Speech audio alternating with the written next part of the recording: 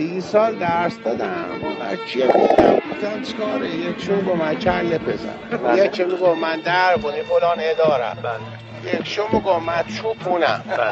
یه بار یه سکته کرده بودم تو بیمارستان، بعد 7-8 مریض دوریم اتاق بودن، ایشون 7-8 نفر میبدن به اصطلاح میوه و بالا و پایین ها سفارش میکردن. ما اون گوشه غریب افتاده بودیم، سر به زیر اینا یکی نامه گفت به حضرت استاد چطورین فلان. گفتم سلام.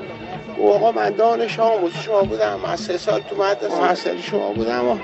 تو را به خدا هر کاری اینجا داریم من در خدمت.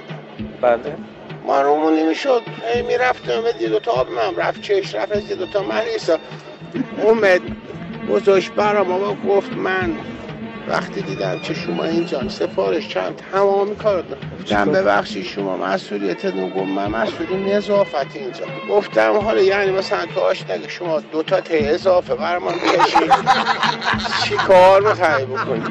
عادی گفت نه من میخوام افتخار داشته باشم که خودم شما رو فردا بیارم اتاق عمل. به دکترم گفتم اولین نفر باید شما رو عمل کنید. گفته چشم. صبح معمولا 2 نفر میان این برا کار میکنن، 3 نفر میان. این خودش به تنهایی اومه گذاشت بغلی چیزا ما رو یه قلبمون داد و انداختمون اینجا پلمون داد. بیمارستان چمران آیسیوش رمپ داره، بله. پله پلاست.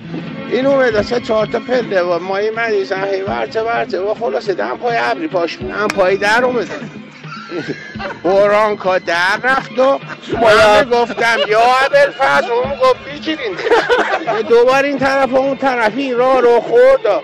برانکا خورد تو سفتی در آیسیو و بنده بلند شدم. قبل از برانکا رفتم کفیک اتاق عمل، دیگه نفهمیدم. ما را عملمون کردن 3 روزه مشکل قلب خوب شد، 7 ما دستمون به کمرمون بند.